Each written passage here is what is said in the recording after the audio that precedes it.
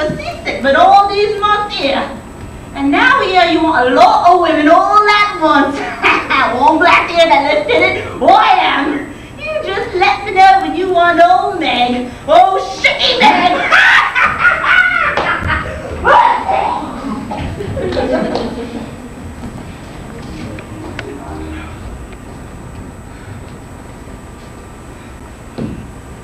Ah, Mr. Clark.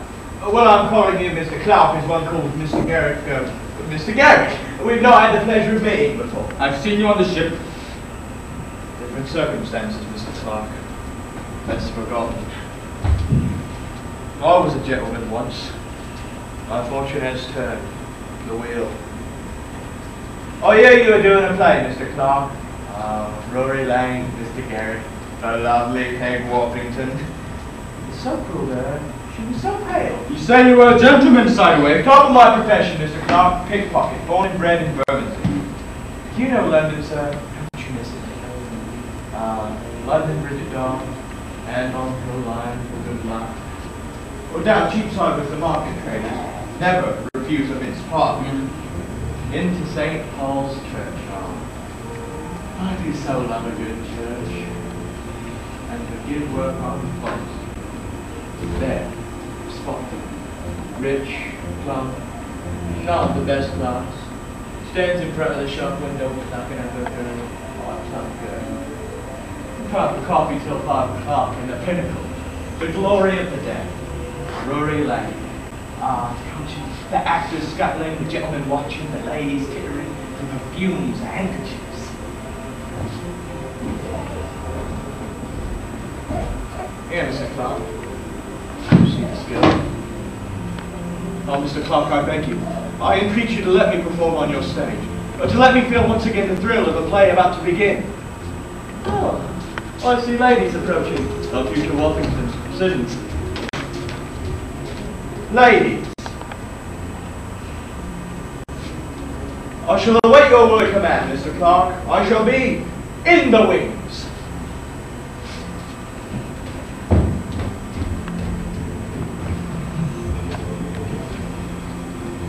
You asked to see Mary Brennan, Lieutenant. Here she is. Yes.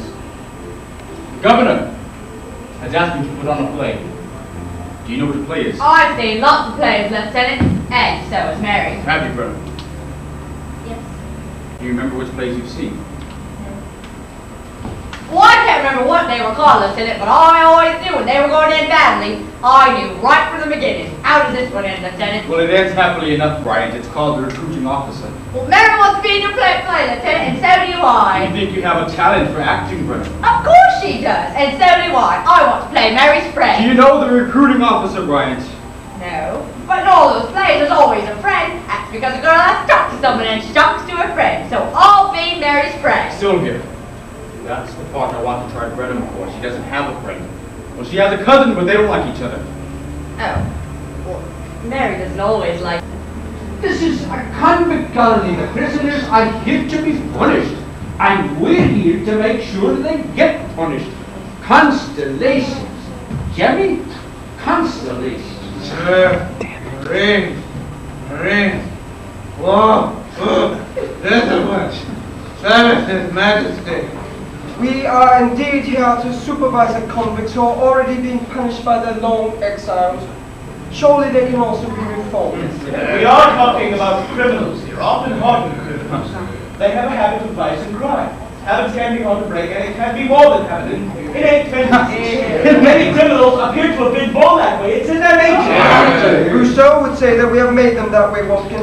Man is born free, and everywhere he is in chains. But Rousseau was a Frenchman. A Frenchman, what can you expect? We have to listen to a foraging Frenchman now. He was Swiss, actually. They're good soldiers, the Swiss. Surely you believe a man can be redeemed, Reverend. By the grace of God and to believe in the true church. Yes, but Christ never proposed putting on plays to his disciples. However, he didn't forbid it either. It must have been on the play. He did propose treating the sinners, that is to say, the women that sin with compassion. Also for our convict. Yes, we all know about your compassion. Oh, that's not to say passion. A crime is a crime. Either you commit crime or you don't. Surely that is logical. It's like these savages here. A savage is a savage because he behaves in a savage manner. They can't even build a proper canoe. They can be educated. Yeah. Actually, they seem happy enough as they are. They're not blunt to build houses or canoes. Nor do they suffer from greed or ambition, unlike some. We'll be watching this together. For a few hours we will no longer be despised prisoners, hated jailers. We may laugh. We may be moved. We may even think a little. Can you suggest something else that would provide such an evening walking? Having the stars gives me more enjoyment personally. I don't think it's a good idea having the convicts laugh at the office. Insubordination. Discipline's bad. You want these vice-ridden them to enjoy themselves? They would only laugh at Sergeant Kite. Captain Plume was the most attractive and noble fellow. He's not loose as you Oh. are. I hear these plays are about rights and encourage loose morals in women. They do get married before, that is, before, and for the right reasons. Well, of course they do, Reverend. They marry for love and to secure wealth. That's all right. Good afternoon, ladies and gentlemen. We're ladies now? Wait till I tell my husband I'd become a lady. It is with great pleasure that I welcome you. Our pleasure, Mr. Clark. Our pleasure. Now, we had many hard days of work ahead of us. Oh, what now? I'm not working. I thought we was acting. Let me introduce the company. Well, we've all met before, Lieutenant. You can say we know each other. You can say we know each other in the dark. It's a theatrical custom, madam. The company is formally introduced to each other. Mrs. Bryant. Mrs. Bryant? Who's Mrs. Bryant? It's the theatrical form of address, madam. You may call me Mr. Ciderway. If I may proceed, you're interrupting the director. So we are, Mr. The Hangman. ladies first. Mary Brennan, who is to play Sylvia. Elizabeth Morden, who is to play Melinda. Douglas Smith, who is to play Lucy, Melinda's maid. I'm not playing Liz Gordon's maid. Why not? I live with an office that he wouldn't like it. Just because she lives chained up in our toss-pot Please, garden. they're top of my area. You're not playing Morden's maid, you're playing Melinda's.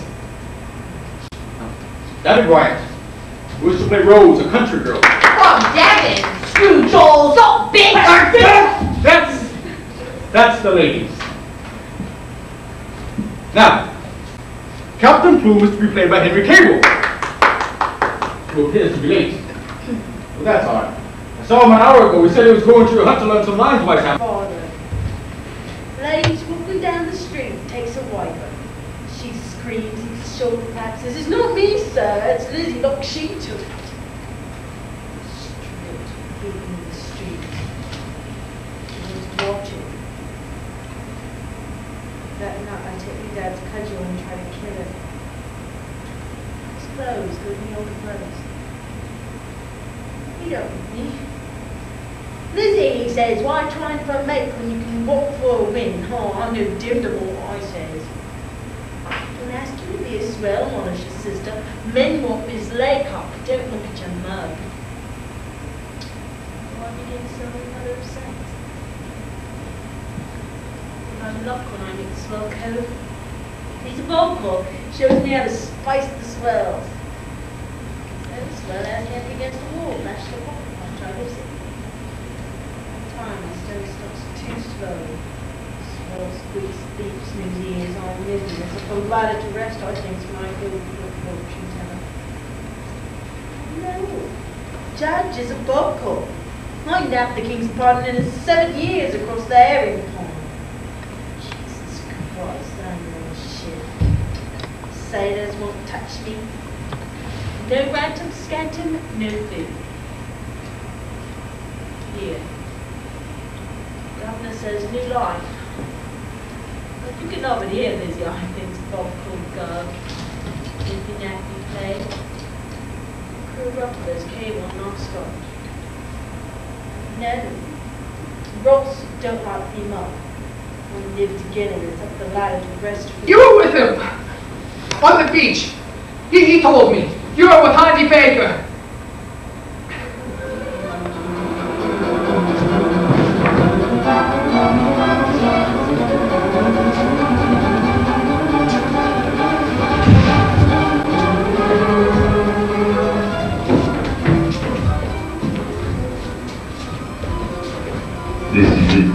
no one wants.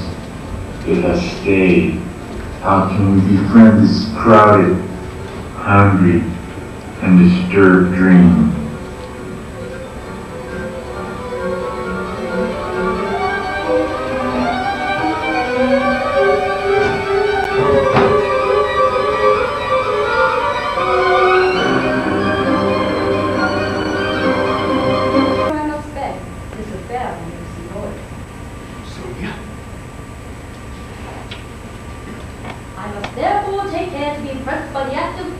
What you please as to that.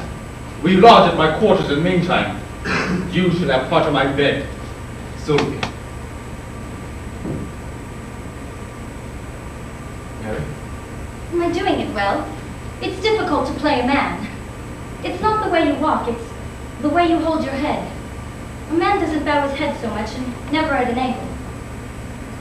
I must face you without lowering my head. Let's try it again.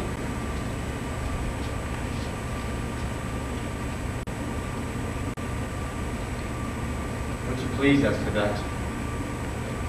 Will you lodge at my quarters in the meantime? You shall have part of my bed. Mary. Will you? Yes.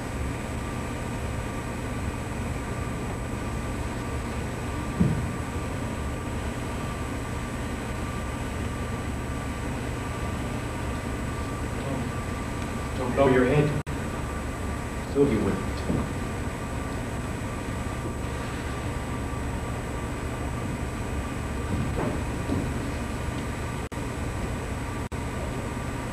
I've never seen the body of a woman before. Your what? It wasn't right to look at her. Let me see you. Yes. Let me see you. Yes.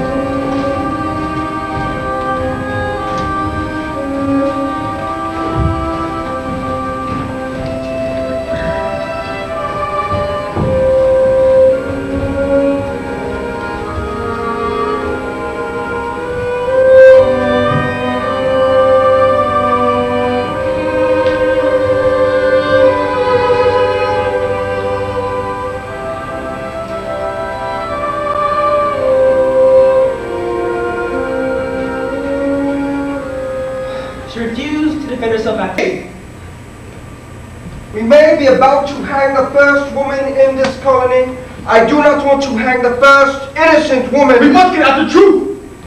Truth. The truth is we have 800 thieves, perjurers, forgers, murderers, rapists, liars, escapists, whores and coiners in this corrupt-ridden, dust-driven, thunder-bolted savage run creep in this colony. White Marines who were trained to fight have been turned into ghouly jailers, fed less than the prisoners. The rations, Major, are the same for both prisoners and soldiers. They are right to more, so that makes them have less. Not a ship shifting into sight. The prisoners running away, stealing, drinking, and the wee duck-child lieutenant talks about truth. The truth is indeed a luxury, but its absence brings about the most abject poverty in civilization. That is the paradox. This is a profligate prison for us all. It's a hellish hole we soldiers have been hauled to because they blame us for